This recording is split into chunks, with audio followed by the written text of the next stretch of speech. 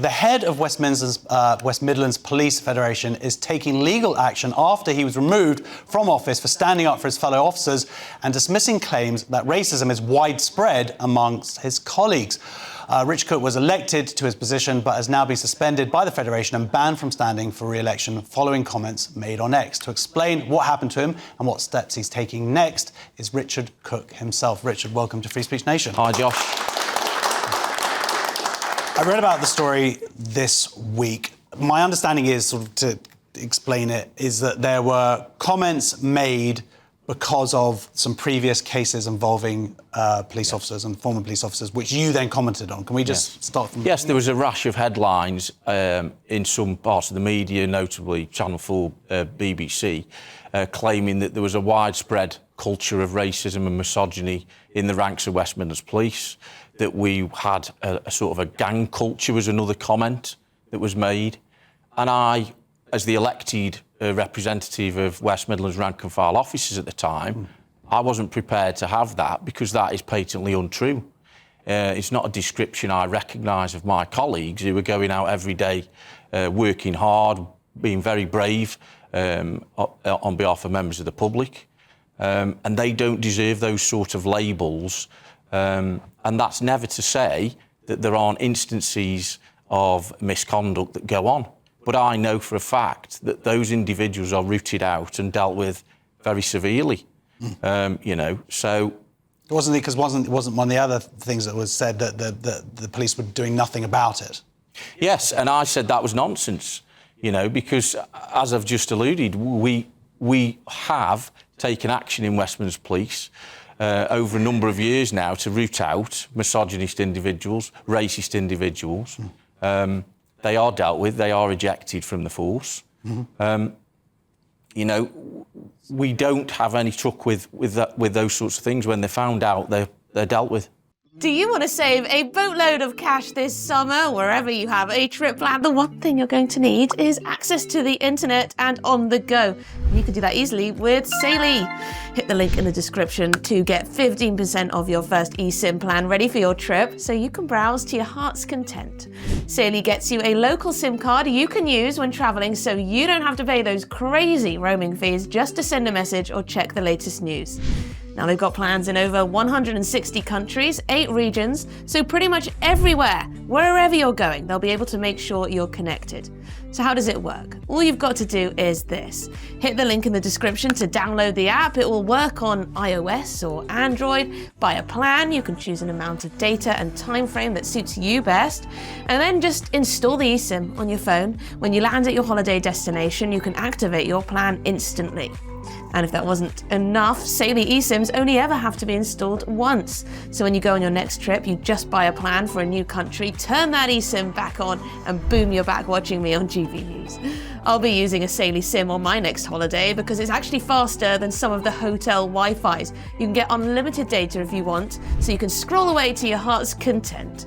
And when you leave the hotel, you don't have to do that annoying thing of Wi-Fi hopping because you've got constant connectivity wherever you go. And they've got 24/7 support as well and a full refund policy if your eSIM isn't compatible. So get sorted for your next trip. Download Saily using the link in the description below. And if you use the code NEWS at checkout, you'll get an exclusive 15% discount on us. So click the link, download Saily, and use the code NEWS at checkout. And so you made these comments, you did your job of representing the officers who work for the service. And what happened next then? Well, about a week later, I found myself suspended from my role as the elected spokesperson for West Midlands officers. I was suspended by the Police Federation of England and Wales, PFEW. They accused me of victim blaming, dismissing discrimination. And I went through a process which ended in a hearing in March and a subsequent appeal, but the upshot of which is I was banned from standing for elections. I was coming to my third election. I've been elected successfully twice in contested elections. I would have been elected a third time, I believe, and I was gearing up to stand possibly in national elections. But I do think that may be one of the reasons why. That there is a political motivation that the types of things I've espoused in the past aren't things that the Federation I command want to be heard. But that is wrong in itself, because the Police Federation, I don't know if viewers know, has got a monopoly on police officers. We're forced to join it effectively because, there's no union, right? There's no union. Unions are banned with police officers. But we need protection because everyday officers are in jeopardy. They get complaints and they need people to represent them, like Federation reps, but they also need the legal cover. So they're effectively forced to join that. And what we need is a democratic organisation. And in recent years, we've been taken over by a chief executive officer who's a non-police officer, a civilian, who's never done a day on the streets in a uniform. The way you said civilian was a little bit triggered. And to be honest, you spat it out, civilian. Yeah. And I don't mean to offend any, obviously, people who are not. But, But I just think, as a police federation, we ought to be led by a democratically elected police officer. And the fact is, at the moment, we're not. So, because of course there's a huge difference between saying that there's widespread or implying that everybody is racist who works for the police, and pointing out that it exists, but it is also being dealt with. So the lack of nuance here is ridiculous. And then that's come down to you. So now you're suing them, or you're fighting back against this? So I'm trying to join my case with Rick Pryor, was a friend and colleague in the Metropolitan Force.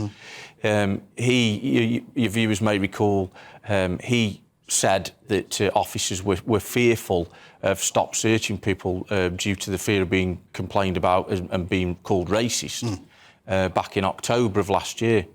So we think our cases are very similar, and we're taking them to a judicial review at the High Court, hopefully. But I think what's most important is that police have elected rank-and-file officers who feel able to speak out on their behalf. Of course. And the chilling effect that this will have on my former colleagues around the country, they won't feel able to speak out in the way that I did.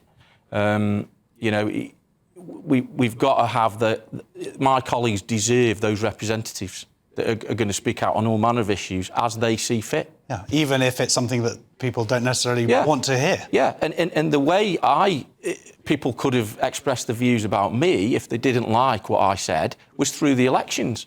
But of course, I was barred from standing at the last minute in the elections. So my former members and my colleagues have had no chance to have their say on me and what I've done to represent them at all. And anybody else, people replace you, but of course anyone else, other federations across the country now will not feel able to stand up for Absolutely. I think either. So. I think there's a climate of fear within the Police Federation amongst representatives. Yeah.